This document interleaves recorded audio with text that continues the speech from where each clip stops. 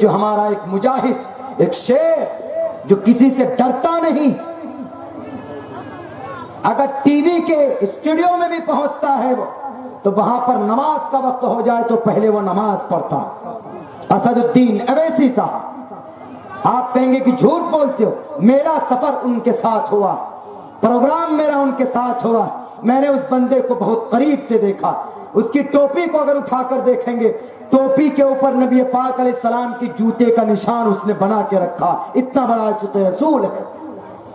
وہ ڈرتا نہیں کسی سے, اللہ سے ڈرتا ہے اور اپنے قرآن کو اپنے پاس رکھتا ہے. اگر ایسا مجاہد اور ہمارے علماء کرام جو اللہ کے رسول کی ایک ایک حدیث, ایک ایک قرآن کریم کی آیتیں, ان کی تفسیر ان کے دل و دماغ میں, ہم ان کی زیارت کریں, ہم ان کی باتوں کو مانیں. علماء کرام کی زیارت کرنا باعث ثواب, ان سے دعا لینا ثواب ہے.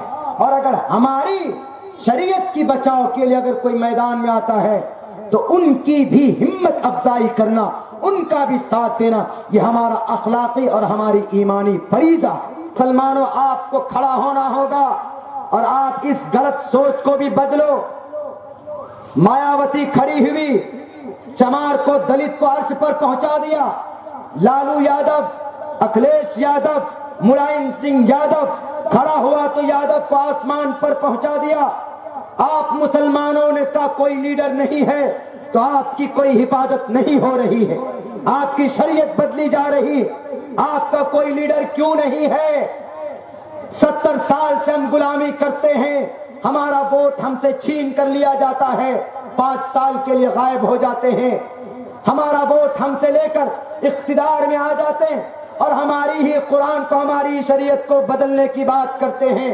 کیوں؟ گناہ ہم نے کیا, ہمارا حق ہے.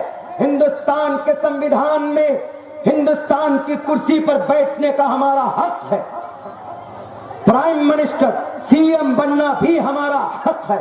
مسلمانوں, آپ کا بھی ایم ایل اے اور ایم پی ہو سکتا ہے, آپ اگر چنو گے تو ہو سکتا ہے. میں جانتا ہوں کہ آپ کے علاقے میں آپ کی اکثریت نہیں, لیکن کام اتنے اچھے کرو کہ غیر لوگ جب آپ کا ووٹ ان کو مل سکتا ہے تو آپ بھی اپنا لیڈر اور قائد ایسا بناؤ کہ ان کا ووٹ آپ کو مل سکے.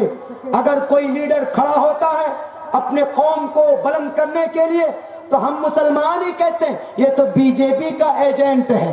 یہ نظر نہیں آتا تنہا طلاق کے بل کو اکھاڑ پھینکنے کے لیے پارلیمنٹ کے اندر چلاتا رہا وہ شیر, دہاڑتا رہا, لیکن پھر بھی ہم مسلمانوں نے اپنی آواز بلند کر کے ان کی حمایت نہیں کی. ہمارا کوئی لیڈر کیوں نہیں, ہمارا کوئی قائد کیوں نہیں, ہم کیوں نہیں اپنا قائد تسلیم کرتے, ہم اپنا قائد بناتے.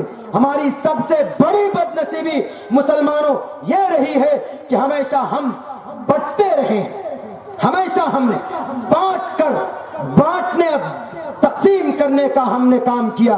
بہت سے جلسوں میں بھی دیکھا جاتا ہے مولانا صاحب بیٹھتے ہیں, کفر کے فتوے لگا دیتے ہیں, یہ کافر, یہ مشرک ہے.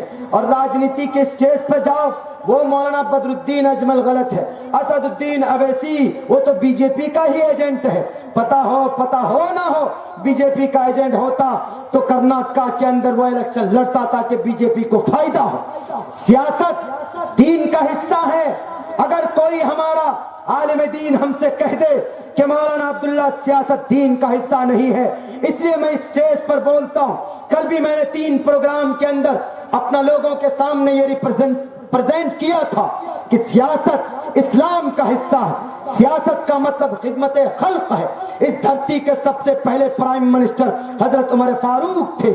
اگر ہم نے سیاست کو غلط سمجھا تو یہ ہماری بد نصیبی ہوگی, یہ ہماری بھول ہوگی. سیاست خدمت خلق ہے, لیکن صحیح طریقے پر کیا جائے, اس کا غلط استعمال نہ ہو. ہر موقع پر کہتا ہوں, اس لیے جوانوں سے کہتا ہوں کہ اپنا حق لینے کے لیے میدان میں آؤ, اپنا حقوق لینے کے لیے اقتدار میں آنے کی کوشش کرو اور ایسے سیکولر لوگوں کی حمایت کرو جو آپ کی شریعت کی, آپ کے سنویدھان کی بچانے کی بات کرتا ہے. آپ ایک پلیٹ فارم پر آؤ, آپ سبق لو ان لوگوں سے جن کے 33 کروڑ خدا ہیں, وہ ایک پلیٹ فارم پر ہیں. ہمارا ایک خدا, ہمارا ایک نبی, تو ہم 33 کروڑ پلیٹ فارم کے اندر کیوں بچ جاتے ہیں؟ یہ ہماری بدنصیبی، یہ اس ملک کی، یہ اس ملت کے مسلمانوں کی، یہاں کے بسنے والے ایک ایک کلمے پڑھنے والوں کے لیے بدنصیبی ہے کہ آج تک ہمارا کوئی لیڈر ہم نے نہیں چنا۔ اگر کوئی بنتا ہے کہتے ہیں کہ یہ تو بی جے پی کا ایجنٹ ہے۔ مسلمان ہے ہی کتنے ہندوستان میں کہ بھئی یہ مسلمانوں کی بات کرتے ہیں۔ مثال دیتا ہوں میں، کرناٹکا کے اندر کانگریس 72 سیٹ ہے، جے ڈی ایس 38 سیٹ ہے۔ سی ایم کون ہے؟